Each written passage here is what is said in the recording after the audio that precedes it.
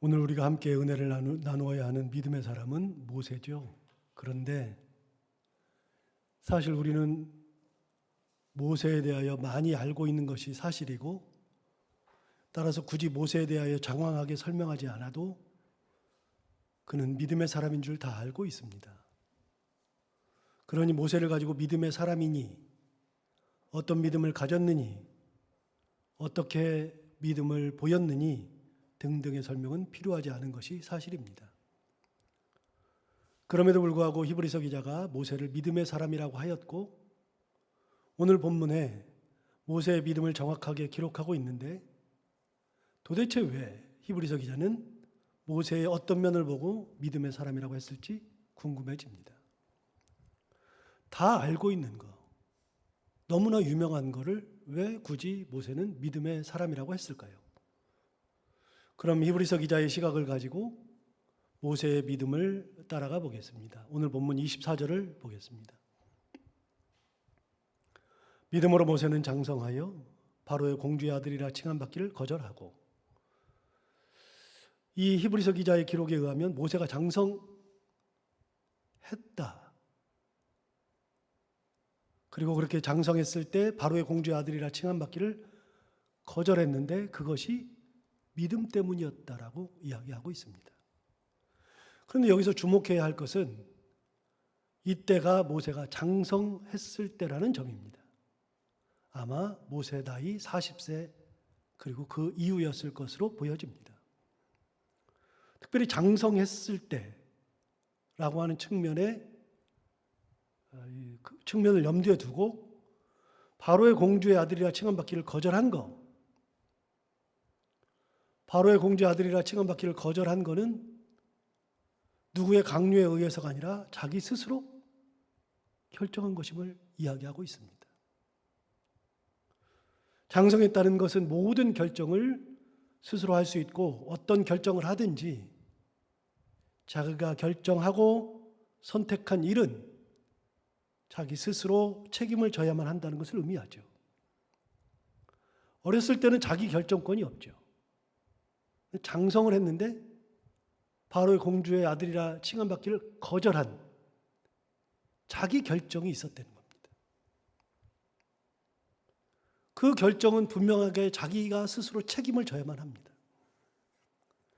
그러니까 그의 이 결정이 엄청난 것인데, 그 결정이 누구도 예상하지 못했던, 누구든 절대 하지 않을 것 같은 것을 한 것이기에 히브리서 기자는 이것을 믿음이라고 한 것입니다. 우리는 자녀를 키워서 자녀를 통해 장성한 것과 장성한 자녀들의 결정을 잘 이해할 수 있는데, 사실 가끔 자녀들이 무슨 결정을 하면 그것이 아니라고 생각을 하는데, 아니라고 말을 해줘도 본인들이 그렇게 결정을 하면 부모가 어떻게 하지 못할 때가 많습니다. 부모가 자녀들의 결정을 이러라 저래라 말할 수 없습니다. 조언은 할 수 있으나 최종 결정은 장성한 자녀들의 몫입니다. 내가 아무리 낳았고 내가 아무리 키웠다 할지라도 아이들이 장성하면 자기 결정권을 가진다는 겁니다. 법적으로도 성인이 되면 부모의 동의가 없이 결혼도 할 수 있습니다. 부모가 반대는 할 수 있고, 결사 반대하고 내가 너를 아들로 취급 안 한다, 딸로 취급 안 한다 그래도 자기가 결정하면 그거를 그대로 할 수 있습니다. 장성한 사람들은 자기 결정권이 있죠. 그리고 자기 결정권에 의해서 무언가를 선택했을 때에는 그 모든 선택에 대한 책임을 자기가 지는 겁니다. 부모는 좋은 길로 갈 수 있도록, 고난의 길로 가지 않도록, 세상에서 상처받지 않도록 이런저런 조언을 할 수 있고, 좋은 환경을 만들어 주려고 무진장 노력하지만 딱 거기까지입니다. 아무리 좋은 조언을 하고 좋은 환경을 만들어 주어도 자녀들이 그것을 택하지 않으면 부모 마음대로 자녀의 길을 결정할 수가 없습니다. 그러니까 저도 아이들과 이야기를 할 때 성인이 되기 전에는 강압적으로 제 선택을 아이들이 받아들이도록 했었습니다. 근데 지금은 약간의 강압이 들어가 있기는 하지만, 그래서 옛날처럼 그렇게 하려고 하는 것처럼 보여지긴 하지만 사실은 잘 타이르고 설득하면서 본인들이 좋은 선택을 할 수 있도록 그렇게 하죠. 그러면서 꼭 드는 생각이 있습니다. 너도 성인인데. 어떤 결정을 하든 그 결정은 성인들이 하는 겁니다. 자기가 하는 겁니다. 옛말에 자식 이기는 부모 없다 그랬잖아요. 다 큰 성인 자식을 어떻게 이겨요? 못 이깁니다. 왜요? 자기 결정을 할 수 있기 때문에 그렇죠. 모세의 결정을 뭐라고 얘기하냐면 장성한 후라고 하는 표현을 정확하게 넣어서 이야기하고 있습니다. 믿음으로 모세가 장성한 후에 그렇게 했다는 것입니다. 장성한 후에 그가 한 자기 결정이 무엇인가 하면 바로의 공주의 아들이라 함을 칭함을 거절했다는 거죠. 그가 내린 최종 결론은 지금까지 누리던 모든 것을 포기하는 것이었고, 이 결정은 사실 말이 되지 않는 결정입니다. 그럼에도 불구하고 그는 그런 결정을 내렸거든요. 여러분 한번 상상해 볼까요? 바로의 공주의 아들이라는 자리가 얼마나 위대한 자리인가. 말하지 않아도 잘 알죠. 그 자리는 한마디로 표현하면 부족함이 없어요. 아쉬울 것이 하나도 없어요. 내 말 한마디면 모든 것을 할 수 있어요. 하고 싶은 게 있으면 모든 것을 마음먹은 대로 할 수 있는 자리. 정말 부족함이 없는 자리입니다. 내가 무언가를 하지 않아도 누군가가 나를 위해서 다 해주는 그런 자리. 세상에 그런 자리가 어디 있습니까?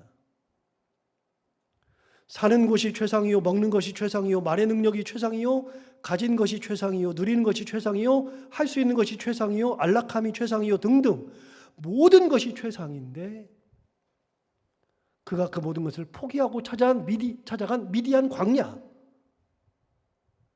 성인이 되어서 결정한 미디안 광야였습니다. 최상의 것들과는 완전히 반대인 곳, 최악을 찾아간 것이죠. 그래서 히브리서 기자는 굳이 모세의 믿음을 설명하면서 첫 번째가 뭐냐면 믿음으로 모세가 장성한 후에라고 하는 표현을 쓴 것 같습니다.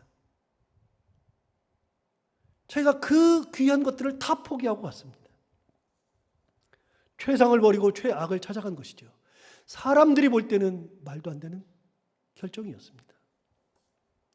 여러분, 그거는 너무나도 어려운 얘기입니다. 말이 안 되는 겁니다. 어떻게 그게 가능합니까? 제가 영락교에 있을 때 선교사로 파송될 뻔했다는 얘기를 한번 한 적이 있습니다. 제가 결정만 하면 되는 거였죠. 거기서 파송되어 사역하시던 선교사님이 은퇴하시게 되어서 인도 선교사로 가라고 선교부를 담당하고 있던 하목사님이 저한테 제시를 했었습니다. 옛날에 저희 교회 와셔서 한번 3년 전인가요? 4년 전인가 한번 오셔서 설교하신 적이 있습니다. 하주교 목사님. 키 작으시고 숭실대학교 계시는 분. 그분이 저한테 인도 선교사를 가면 좋겠다라고 제안했던 적이 있었습니다.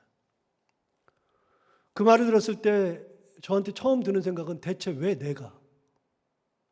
나여야만 하는가?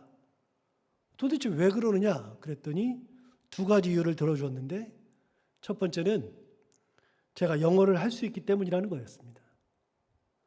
인도는 힌디어를 쓰지만 오랜 동안 영국의 식민지였기 때문에 힌디어도 쓰지만 영어를 공식적인 언어로 씁니다. 인도 사람들은 영어를 아주 잘합니다. 물론 발음은 인도식 발음이어서 알아듣기 좀 힘들지만 조금만 있으면 금방 알아들을 수 있는, 인도 사람들은 영어를 쓰는데 영어가 준비된 사람은 저밖에 없더랍니다. 두 번째는 제가 박사학위를 가지고 있기 때문에 그렇다고 얘기해 줬습니다. 왜 박사학위가 중요한가 하면 인도에서는 박사학위를 받은 사람은 그 사회에서 최고로 쳐주고 무슨 일을 할 때 그 사람의 모든 것들을 인정해 주기 때문에 박사학위를 받아야만 한다는 거였습니다. 당연한 거였습니다. 그 말은 다 맞았습니다. 근데 제 마음속에 드는 거는 내가 영어 공부를 한 게 그것 때문이야? 내가 박사학위를 이렇게 어렵게 땄는데 이거 가지고서 인도를 가야 돼? 그 제안을 듣자마자 가슴이 체한 것처럼 딱 막히더니 아무 생각도 들지 않았습니다. 제 마음속에는 선교사는 진짜 고생하는 길이고 미래가 보장되지 않을 뿐만 아니라 현지에서 살기도 힘들다는 것 등등 열거하면 너무나도 많은 것들이 머릿속을 스쳐 지나가고 한국에서 목회를 하고서 담임 목사가 되면 얼마든지 미래도 보장되고 안락함도 있고 좋은 대접도 받을 수 있고 뭐 편하게 할 수 있는데 굳이 고생길을 가야 하나 그런 생각이 들었기 때문에 처음부터 막막했습니다. 게다가 박사학위를 했는데 박사학위까지 하고서 그 길을 갈 이유는 더더욱 없다고 느꼈습니다. 그렇게 생각하니까 하나부터 열까지 다 말도 안 되는 제안이었습니다. 사실 제 마음속에는 죽으러 가는 것 같은 그런 생각이 들었었습니다. 진짜 죽으러 가는 것 같더라고요. 사도 바울을 진짜 존경하고 사랑한다는 말은 했었는데 막상 제가 사도 바울과 같은 그런 길을 가야 한다는 제안을 들으니 미칠 것만 같았고 한국을 포기할 수 없었고 한국에서 안락함, 부요함 등등 모든 것을 포기할 수가 없었습니다. 그런데 한 목사님께서 이런 지하에 거절하는 저에게 일단 기도 한번 해보지 뭐. 그러면서 기도를 하라 그래서 그러면 내가 일주일 기도할게요. 그래서 일주일을 기도했습니다. 그런데 여러분 아시죠? 답을 정해놓고 하는 기도. 처음부터 하나님 이게 말도 안 되는 건데 이거를 저한테 제안해요. 이게 뭐예요 도대체가. 따지는 기도. 하나님 제가 이거 하려고 박사학위 했어요? 하나님 왜 이런 제안을 해요? 아예 답을 정해놓고 따지듯 하는 기도. 일주일 내내 기도하는데 일주일 내내 따졌습니다. 일주일 내내 하나님께서 응답하실 일이 없죠. 일주일이 됐을 때 제가 한 목사님에게 목사님 하나님이 응답 안 하시는데요. 그랬더니 한 목사님이 하시는 말씀이 유 목사 너무 짧으니까 2달은 해보자. 그래서 무슨 2달씩이나 하냐고. 2달을 왜 하냐고. 한 주 했으면 됐지. 하나님이 하루 만에라도 응답하시는 분인데 무슨 일주일씩이나 했는데도 응답 없었는데 무슨 2달씩 하냐고. 왜 나를 미치게 만드냐 그랬더니 그래도 2달 기도해보자 그래서 진짜 2달을 기도했습니다. 순종하는 마음으로 2달을 기도했습니다. 아까 말씀드린 것처럼 2달 동안 답을 정해놓고 하는 기도였는데 너무 힘들었습니다. 하루하루가 진짜 안 가는데요. 너무 힘들었습니다. 제가 그때부터 가끔 이런 기도를 했습니다. 하나님 나는 아니잖아요. 그래서 보니까 제가 설교를 준비하면서 제가 나는 아니잖아요를 계속 했었는데 설교를 어저께 이렇게 딱 치면서 보니까 이게 예수님이 잡히시기 전날 밤에 이 그 성찬을 하면서 이 중에 나를 팔자가 있다 그랬더니 제자들이 전부 다 나는 아니지요, 나는 아니지요 그랬던 제자들이 생각나는 거예요. 똑같은 짓을 제가 하고 있는 거예요. 제가 어제 생각해 보니까 하나님 나는 아니잖아요. 그렇게 2달을 정해놓고서 기도하니까 하루하루가 지옥 같긴 했지만 2달 동안 하나님께서 아무 응답이 없으시더라고요. 너무 2달 끝나는데 너무 감사한 거예요. 역시 나는 선교사가 아니야. 2달 만에 제가 한 목사님 만나가지고 목사님 나는 아니네. 하나님께서 전혀 응답이 없으시네. 그랬더니 한 목사님이 저를 쭉 보시더니 아니 좀 더 기도해보자. 말도 안 되는 소리 하지 마세요. 이제 못해요. 나 미쳐 죽는 걸 보려고 그래요. 그랬더니 아니 그 조건을 가진 사람이 유목사밖에 없어요. 그래서 제가 반격을 했잖아요. 아니 목사님 왜 나밖에 없어요? 목사님 있잖아요. 목사님은 성교부 목사에다가 영국 에딘버러에서 했으니까 영어는 영어가 되지. 에딘버러에서 박사학위를 했지. 저랑 똑같잖아요. 근데 저보다 더 나은 게 하나 있는 거 아세요? 그때 뭐냐 그래서 저는 역사신학으로 박사학위를 했는데 목사님 뭘로 했어요? 그때 자기는 선교학으로 했대. 선교학 하신 분이 선교를 가야지 왜 날 보고 가라 그랬더니 본인은 한국에서 할 일이 많대요. 나도 많아요, 나도. 그러면서 거절했던 적이 있었습니다.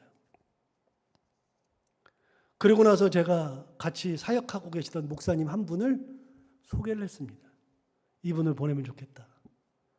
그분은 선교사 되는 것이 꿈이었습니다. 어렸을 때부터 선교사 되기를 기도하고 있었고 선교 나가는 것을 위해서 준비하고 있었고 열심히 했었습니다.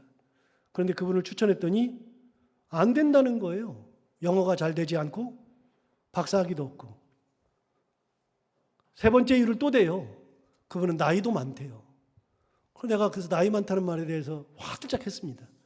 아니 목사님, 그 목사님이 저보다 4살 적어요. 근데 뭘 나이가 많다 그래요. 그랬더니 목사님은 다 갖췄으니까 나이랑 상관없는데 이분은 나이가 많은데 갖춰지지 않아서 안 된다는 거예요. 그래서 제가 6개월 동안을 설득했습니다. 그래서 지금 인도 선교사로 보냈습니다. 그분을 제 대신에. 그분은 소명의식이 있었습니다. 가치관이 뚜렷했습니다. 선교사라는 소명의식. 저는 가면 죽을 것 같고 모든 것을 포기하는 것 같고 너무 힘들었는데 그분은 그것을 기쁨으로 받아들이고 인도 선교사로 확정이 된 후에 울면서 하나님 앞에 감사기도 했던 분이 그분입니다. 어떤 가치관을 가지고 있느냐에 따라서 동일한 것을 받아들이는 것이 완전히 다른 거죠. 지금도 그때로 돌아가 보면 저는 모든 것을 포기하고 인도를 갈 수 없습니다. 그런데 10여 년이 지난 지금은 지금의 마음으로는 지금의 영성으로는 인도 선교사를 갈 수도 있겠다. 제가 좀 많이 바뀌었습니다. 여러분 선교사 간다는 것도 죽을 것 같은 마음이 드는 겁니다. 안 죽습니다. 영락교회 선교사는 너무나도 좋습니다. 다른 선교사들에 비해서 너무나도 좋습니다. 여건이 진짜 좋습니다. 열거하기 시작하면 진짜 괜찮습니다. 그런데도 저는 죽으러 가는 것 같았습니다. 포기하는 것이 너무나도 힘들었습니다. 모세는 장성했을 때 바로의 공주의 아들이라는 것을 치감받는 것을 포기했습니다. 자기 결정이 가능할 때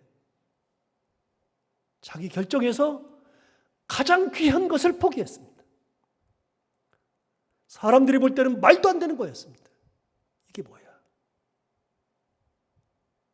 그런데 모세는 그걸 포기하고서 괴로워하는 것이 아니라 그렇게 그냥 포기했습니다. 히브리서 기자가 보니까 이거는 사람의 상식으로는 말이 안 되는데 한 가지 해석 가능한 것은 믿음으로 했다는 겁니다. 믿음이 있었으니까 그렇게 했다는 겁니다. 설교를 준비하면서 보니까 모세가 진짜 대단한 결정을 한 거예요. 계속해서 25절을 한번 볼까요? 도리어 하나님의 백성과 함께 고난받기를 잠시 죄악의 낙을 누리는 것보다 더 좋아했다. 24절과 같은 맥락인데 재미있는 표현들이 몇 가지가 나오는데 모든 것을 포기했을 때는 과거에 누리던 모든 영광은 다 잊어야 하는데 여기 보면 뭐라고 되어 있냐면 도리어 하나님의 백성과 함께 고난받기를 잠시 죄악의 낙을 누리는 것보다 더 좋아했다. 낙을 누리고 사는 것 자체가 잠시인데 그거보다도 하나님의 백성과 함께 고난받는 것을 더 좋아했다. 그렇게 이야기합니다. 여러분 아까도 말씀드렸지만 자기가 결정하면 그 모든 결정에 대해서는 자기가 책임지는 겁니다. 어떤 결정이든. 그리고 책임진 것 내에서 살아야만 합니다. 벗어날 수 없습니다. 예를 들어서 결혼이 그렇습니다. 내가 누구를 선택하느냐 누구와 결혼하느냐에 따라서 자기가 선택한 것에 의해서 그 세계 속에서만 살아야 합니다. 벗어날 수 없습니다. 좋은 사람 만나 살기를 원하고, 많이 가진 사람 만나기를 원하고, 능력 있는 사람 만나기 원하고, 말이 통하는 사람 만나기를 원하고, 좋은 가문의 사람 만나기를 원하고, 행복한 가정 환경을 가졌던 사람 만나기를 원하는 것이죠. 그래야 그 세계가 내가 결혼 이후에 나에게 주어지니까요. 반대를 만나면 만난 사람의 능력과 가치 안에서만 살아야 합니다. 벗어날 수 없습니다. 경제적으로 가진 것이 적으면 그 안에서만 살아야 하고, 결혼하기 전에는 이런저런 사람을 만나면서 가능성이 무궁하거든요. 이 사람을 만나면 이 사람의 세계가 있으니까 내가 그 속에 들어가는 거고, 저 사람을 만나면 저 사람과 결혼하면 내가 그 속에 들어가서 살아야만 하는 것이고, 누구를 만나든지 만나는 사람의 세계 속으로 내가 들어가야 되는데, 어떤 사람을 만날지 가능성이 무궁한데 결혼을 딱 하고 나면 가능성이 제로입니다. 이제는 다른 가능성은 없습니다. 그 세계에서만 살아야 하죠. 가능성이 다 닫히니까요. 자기가 결정한 곳 속에서 살아야만 합니다. 목사도 마찬가지입니다. 목사가 교회에 부임하는 것도 마찬가지인데요. 제가 이 교회에 부임하는 순간부터 저는 이 교회랑 결혼했죠. 그러니까 저는 이 교회의 세계 속에 들어와서 여기서만 사는 겁니다. 다른 데 못 가는 겁니다. 다른 것을 누리지 못합니다. 우리 교회에서 주는 것만 내가 누리고 그 한도 내에서 은혜 가운데 살아가는 겁니다. 모든 결정은 결정한 순간부터 거기에 책임을 지고 그 세계 안에서만 살아야 하거든요. 근데 여러분, 모세가 택한 결정이 얼마나 대단하냐면 고난받는 것이었습니다. 고난을 결정했습니다. 그러면 그 세계 속으로 들어가야죠. 어떤 세계 속으로? 고난의 세계 속으로. 고생하는 것을 결정했습니다. 그러면 어떤 세계로 들어가느냐? 고생의 세계로 들어가야 하는 겁니다. 양치는 세계를 결정했습니다. 그러므로 그는 평생 동안 남은 인생은 양을 쳐야만 합니다. 바로의 공주의 아들이라는 것을 포기했습니다. 포기하는 순간에 이 세계랑은 떠나야 합니다. 절대로 그 세계에서 살지 못합니다.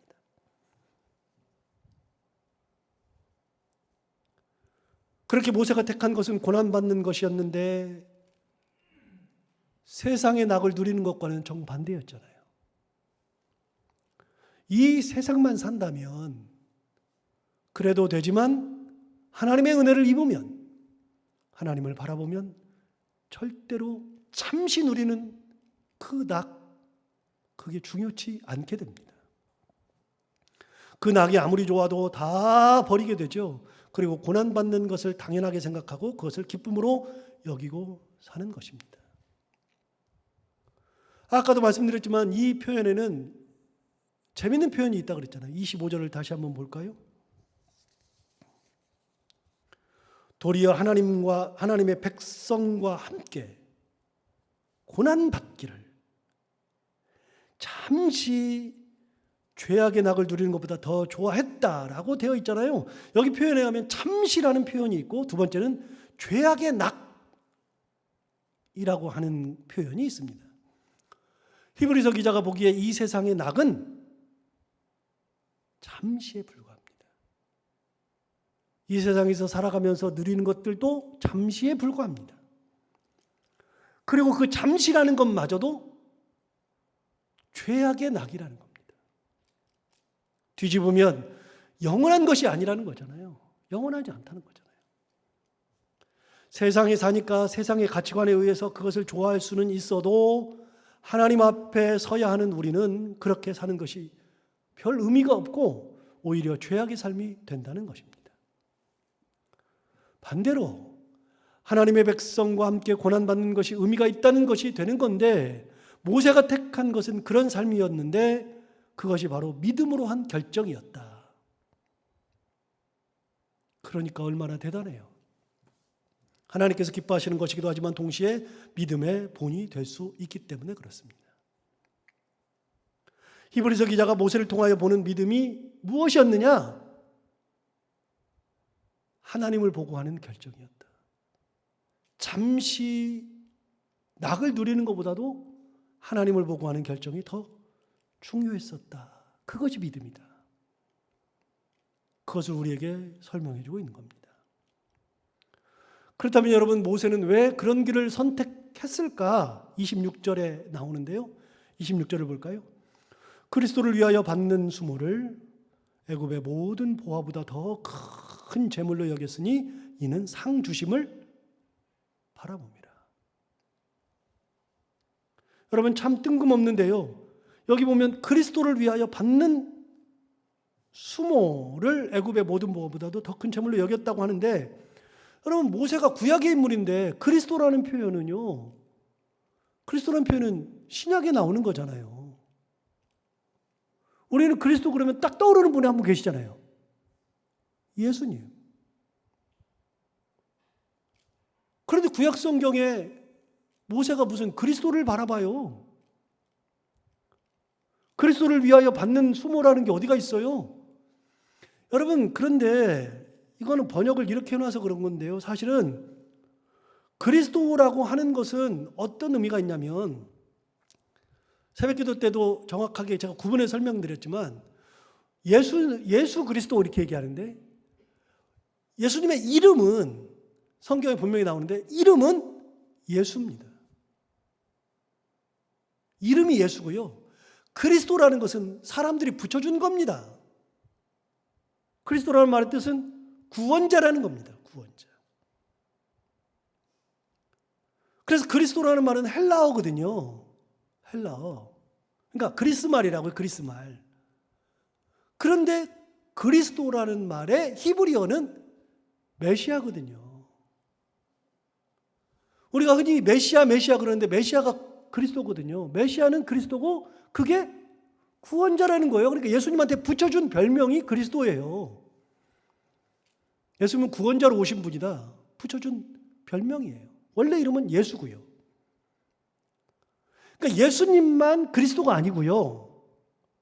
구원자들은 다 그리스도라 그랬습니다. 이건 설교랑 큰 상관은 없지만 우리 독일 군들이 인사할 때 뭐라 그래요? 무슨 히틀러 그러죠? 하이 히틀러 그러는 줄 알고 있는데 하이가 아니고요.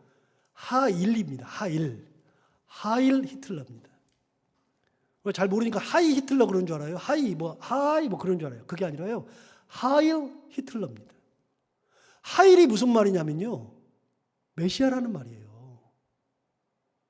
구원자라는 말이에요.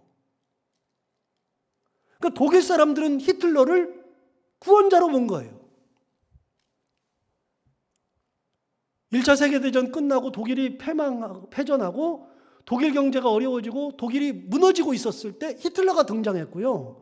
히틀러가 등장하면서부터 독일이 부흥기를 맞이하고 히틀러가 2차 세계대전을 일으키면서 유럽에 있는 많은 나라들을 점령하고 있었을 때에 독일 사람들이 히틀러를 보고서 구원자라고 생각했습니다. 그래서 인사가 뭐냐면 하일 히틀러입니다. 구원자. 그러니까 그리스도라는 말의 표현은요, 다 구원자라는 거예요. 예수님만 붙이는 게 아니에요. 그러니까 여기서 그리스도를 바라봤다는 것은요, 구원자를 바라봤다는 거예요. 모세가 구원자. 이 백성들을 하나님께서 이끌어내실, 하나님께서 구원하실, 애굽에서 출애굽시키고 구원해내실 메시아를 바라보았다. 메시아를 위하여 받는 수모. 메시아가 나타나기를 바라보면서 받는 수모.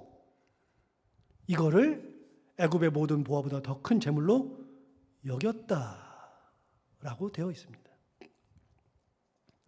애굽에서 종살이 하고 있는 히브리인을 구원할 메시아를 기다렸다는 것인데, 사실 자기가 그 역할을 하려고 했던 적이 있었습니다. 옛날에. 실제로 하려고 했었는데 40살 되었을 때 그것이 처참하게 깨지고 결국 자기가 하는 것은 포기하고 구원자를 바라본 거잖아요. 그래서 나는 수모받는 곳으로 내려가고 누군가가 구원자가 오기를 바라는 것. 그렇게 시작된 것이 바로 미디안 광야 생활이었고, 결국 그가 택한 길은 고난의 길이었습니다. 낙을 누리는 삶이 아니었죠. 그런데 그가 택한 그 길이 고난의 길이었다 할지라도 그는 그것이 애굽의 모든 보화보다도 더 큰 재물이라고 여겼다. 하나 물어봐요. 애굽의 재물이 커요? 고난이 커요? 뭐가 큰 재물이에요?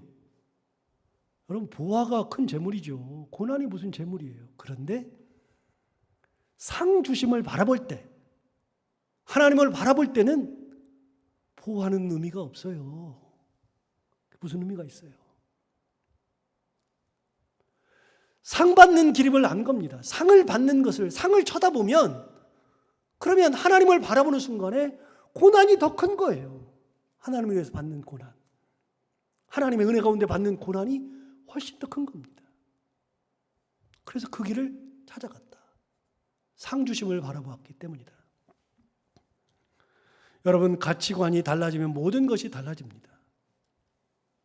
세상적 가치관을 가지고 있으면 세상의 것들이 모든 판단의 기준이 됩니다. 그래서 남들이 하는 것 다 해야 하고 남들의 시선을 의식하고 있고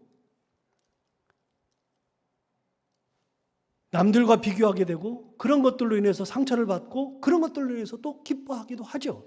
모든 판단의 근거가 세상입니다. 세상적 가치관을 가지고 있으니까요. 당연하지 않겠습니까? 그런데 영적 가치관을 가지고 있으면 영적인 것들이 판단의 기준입니다. 하나님이 무엇을 원하시는지, 이 짧은 인생을 살아가는데 어떻게 사는 것이 좋은지, 어떻게 하면 예수님처럼 섬기면서 포기하면서 내려놓으면서 사랑하면서 살 수 있을까? 그게 기준이 되는 거죠. 기준 자체가 달라요. 가지려고 하는 데에서 놓으려고 하는 것으로, 많은 것에서 적은 것으로, 높아지는 것에서 낮아지는 것으로, 섬김 받는 것에서 섬김의 것으로 가치관이 달라지면 모든 판단의 기준이 달라지게 되는 겁니다. 그래서 섬기면서 행복하고 낮아지면서 행복하고 행복이 달라지는 겁니다. 가져야 행복했고 누려야 행복했는데 없는데 행복하고 섬기는데 행복하고 주는데 행복하고 낮아졌는데 행복하고 행복이 완전히 달라지는 겁니다. 모세를 보면 느끼지 않습니까? 더 큰 재물입니다. 더 큰 재물. 가진 것이 없는데 기쁜 것은 그런 이유 때문이고 분명히 힘은 드는데 힘들지 않은 것도 그런 이유 때문이고 일이 잘 풀리지 않는데 찬송하는 것도 그런 이유 때문이죠. 그러니 세상적 기준으로 보면 모세가 웃기는데 하나님을 바라보는 영적 기준으로 보니까 모세가 대단한 믿음의 사람이었다. 아까 제가 포기하기 힘든 것을 이야기하면서 인도 선교사 얘기를 했었는데요. 정말 그때는 인도 선교를 가면 죽는 줄 알았습니다. 죽을 것 같았습니다. 여러분, 사실 죽기에 하겠어요. 그런데 진짜 죽을 것 같은 마음이 드니까 한 발짝도 못 움직이더라고요. 모든 것을 포기하는 것이 싫었고 또 선교사라 하면 여러 사람들에게 여러 교회에 손 벌려야 한다는 것도 싫었습니다. 저는 제 성격에 딱 안 맞습니다. 찾아가가지고서 뭐 선교 보고하고 뭐 후원해 주기를 바라는데 말은 못하니까 뭐 얘기해가지고 후원 받도록 그렇게 하고 제 성격에는 안 맞습니다. 아쉬운 소리 죽어도 못하는 게 제 성격인데 그런 것도 싫고 하나부터 열까지 선교사로가 되면 다 싫었는데 그런데 지금은 조금 달라진 것이 지금이라면 그런 제안이 오면 갈 수도 있겠다. 남은 인생 하나님께서 부르신 곳 거기 가서 사역하다가 인생을 마감하는 게 정말 괜찮겠다. 이런 생각도 할 때가 많습니다.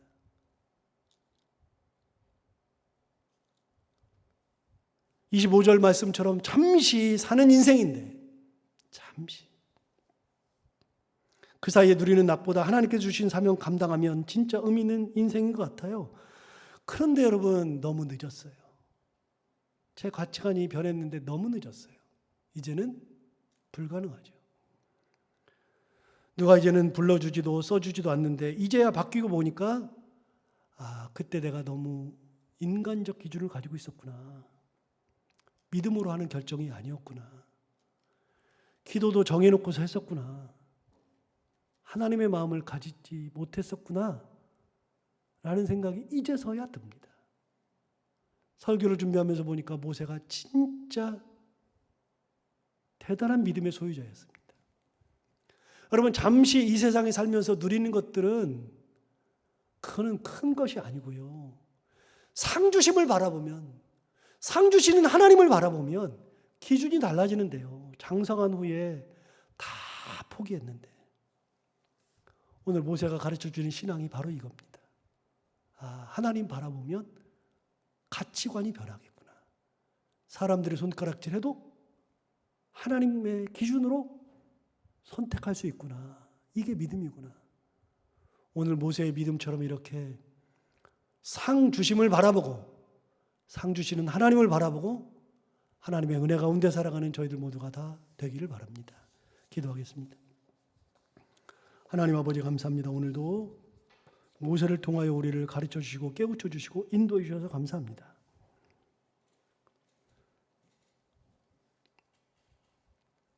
모세는 장성해서 바로의 공주의 아들이라 칭함 받기를 거절한 그런 믿음. 잠시 죄악을 낙을 누리는 것보다 하나님의 백성과 함께 고난받는 것을 더 귀하게 느낄 수 있었던 믿음. 어떤 수모가 있다 할지라도 애굽의 모든 보화보다도 더 큰 재물로 여길 수 있었던 믿음. 하나부터 열까지 그 판단 기준은 다 영적인 것, 하나님의 은혜였는데 하나님 아버지 우리도 그렇게 하나님을 바라보며 영적 가치관을 살아가며 하나님의 은혜 가운데 살아가는 저희들이 다 되게 하여 주옵소서. 예수님 이름으로 기도하옵소서.